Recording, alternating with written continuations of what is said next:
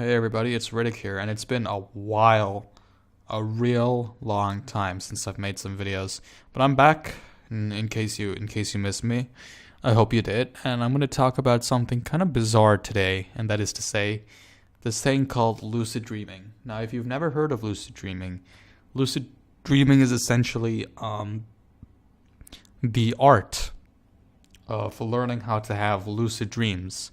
Lucid dreams being dreams in which you are aware you are dreaming, and that more often than not leads to you being able to control them. And lucid dreaming is a real thing, contrary to popular belief. It is not something like astral projection or, something crazy like that. But it also has its limitations. So, a lot of people, when they hear about people being interested in lucid dreaming, they'll say something like, oh, you really believe in all that stuff? And some people get annoyed by that. But I personally don't, because I feel like if lucid dreaming ever became mainstream, it would take a lot of the magic and the fun out of it. I mean, obviously, from a scientific perspective, it would be very interesting to know what's actually happening. But the fact that the methods for, inducing lucid dreams come not from top scientists or psychologists, but internet forum users, it just makes this all the more elusive a hobby. So basically what I'm going to be doing is talking about my personal experience with lucid dreaming, and hopefully that'll motivate or at least interest some people who aren't sure where to start or how someone goes about doing this. So I honestly can't remember when I first heard about lucid dreaming. I was on vacation in summer in India, and I was having incredibly vivid, bizarre dreams, I think because of the amount of sugar I was consuming. And I began writing these dreams down. And in case you don't know, dream journaling not only makes it so that you remember your dreams in the long term, but that you actually remember your dreams. I'm willing to bet that most of you people don't wake up every morning and know exactly what you dreamed that night about an hour after you wake up. In fact, sometimes you wake up and you're like, that's a cool dream, and it disappears within 10 seconds. Well, the fact of the matter is that is how the average human nowadays functions. However, you can actually, through dream journaling, i.e. writing your dreams down, or even just making a note of keywords, etc., that reminded you of your dream, learn to remember dreams in the long term. And that's one of the first steps to lucid dreaming. You honestly cannot perform any lucid dreaming techniques successfully unless you have dream recall. That isn't to say you can't have a lucid dream. It's possible to be someone who isn't at all into dreaming and then just have a lucid dream by happenstance one day. But if you're trying out these techniques and stuff that I'm going to talk about and explain and my experiences with them, then you need to have a good dream recall. You need to be writing down your dreams regularly. So as I was saying, I was on vacation, and this would have been in the year 2015, which was 4 years ago. And I started looking into a technique called finger-induced lucid dreaming, just because the way that it worked sounded really appealing to me. It allows you to seamlessly transition between real life and a dream. The way it works is you wake up in the middle of the night during a REM period. A REM period is like a period of sleep during which you're having a dream. This is kind of common knowledge, so if you don't know it, you should really know it. Maybe Google it up. But essentially, finger-induced lucid dreaming involves waking up either during or in proximity to a REM period, and then allowing yourself to fall asleep, but constantly slowly flexing your finger muscles as you fall asleep so as to keep your body awake. Then after that, you enter a lucid dream. And there's more to it. There's something called a reality check, which I'll get into a bit later. So I was like, all right, this sounds interesting. And I tried it out for a few nights and it didn't work. So I'm like, okay, let's try out this reality check I keep hearing about. And what is a reality check? Well, a reality check is quite misunderstood, so the best way to really understand it is just to listen to what I'm personally going to tell you, which I think is a very good description. Now, there are certain things different about a dream world and reality. Let me give you an example. In real life, if you pinch your nose and try to breathe through it, you won't be able to do it. But in dream, you will be able to do it. In real life, if you try and shove your thumb through your palm, you won't be able to do it. But in a dream, you will be able to do it.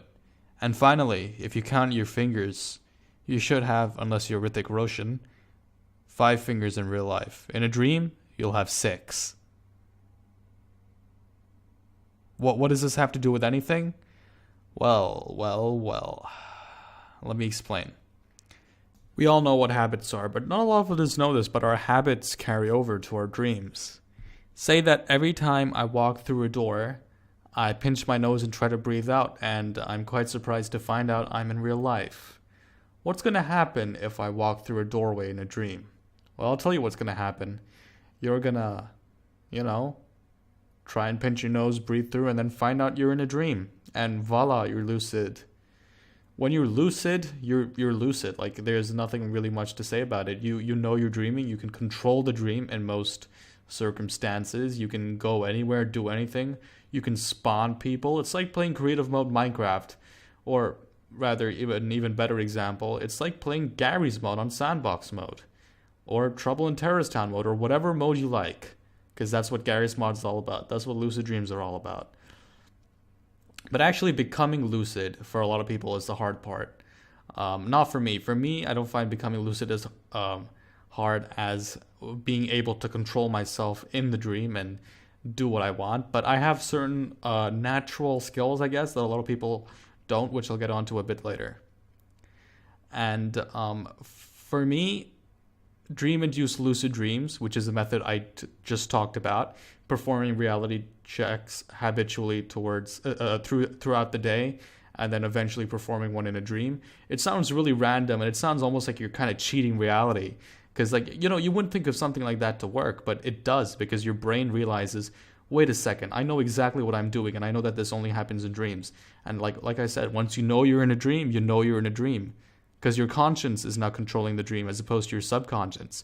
You do have controls over your dreams, but just not your conscience, just your subconscious. And that's not the only lucid dreaming technique. That's just one.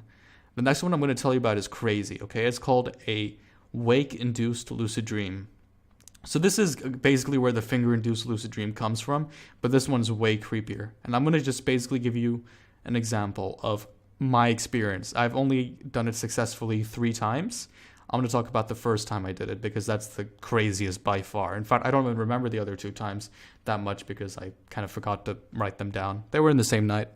I woke up and I was slowly drifting off to sleep, and all of a sudden I started to see random stars and geometry at the back of my eyelids, hypnagogic imagery, and I started to concentrate on it. All of a sudden I saw a bright purple light and a deafeningly loud noise. And, well, all of a sudden I was in a lucid dream. My lucid dream itself isn't too relevant. I guess I can go into a bit of detail. It took place in a theme park like a lot of my lucid dreams do, and I'll explain why in a second. And I was able to go and ride my favorite rides at Disneyland, which are Expedition Everest, the Haunted Mansion ride, and what's the other one? I like the Snow White ride as well. Usually I just walk around Disneyland or Universal Studios. I like Universal Studios. I like the Simpsons ride. The Simpsons ride is fun. Tower of Terror always scared me. Expedition Everest is awesome. I rode it when the Yeti animatronic was still working. And one time I got up close to the Yeti animatronic in a dream. That was quite crazy. And you're just like, okay, why is the theme park? And that's because I had this insane experience once. And it made me realize something crazy about myself. I was in school. And I was telling my epistemology teacher, because we have to take epistemology for our course, the IB. And ignore my terrible Sekiro footage in the background, by the way. We were taking this, we have to take epistemology for our curriculum. And I was telling her about an example I was going to use for an essay. And I was saying, so am I, is it will if I say in the day, I want to go to Disneyland in my dream? And then that night I have a dream in Disneyland, because you control your will outside of the dream. So is it considered lucid, etc.? It was kind of like a, sort of thing I was trying to discuss. And exactly that night I had a dream in Disneyland. And I'm like, wow, so can I just think of what I want to dream of during the day and then dream it in the night? And it turns out the answer is yes. So that's how I managed to visit Disneyland actually 7 times in the past week. It worked twice in one night or one morning, and 5 times in the other. I didn't actually purposely take a 1-day break, but that day was my ACT, so kind of makes sense that. But instead, I had another insane lucid dream. It wasn't that insane. I just sort of flew out of my bedroom, which is quite cool. But yeah, wake-induced lucid dreams, always crazy. And the last one, which is what I'm going to get onto now, is the one I just mentioned, the visually incubated lucid dream. And the way that works is you just think of, like I said, a dream scenario, and then, well, you have it in your dream. Like, you just think of it during conscience, you write it down. Usually writing it down helps. You go to sleep and you have it in your dream. And that's all I have to say. It's kind of like a ramble video, but I guess I just wanted to talk a bit about my experience so far with lucid dreaming. I've had about 5 lucid dreams, but I think that the true interest would come when I talk about the dreams themselves. And I'm going to get around to doing that eventually. So see you guys later. Thanks for watching. And I do revive, and I do manage to kill this son of a gun here. So I'm just going to let you guys watch the rest of that. It's pretty cringe, but I missed virtually every single kind of stealth attack I was going on him. I think that's really just me being bad at the game. I hope you guys like the Genichiro footage at the beginning of the game. That's actually my first attempt on that live at him. The previous time, I've only actually died to Genichiro at the beginning of the game twice, and I've played the beginning of the game about 5 or 6 times. The first time I played him, I died. The second time I played him, I won. Third time I played him, I died. But it's one of my favorite fights, Genichiro, Way of Tomoe. The democracy pronounced his name Genichiro, Way of Tomoe, and those are the Baka Gaijin, you know.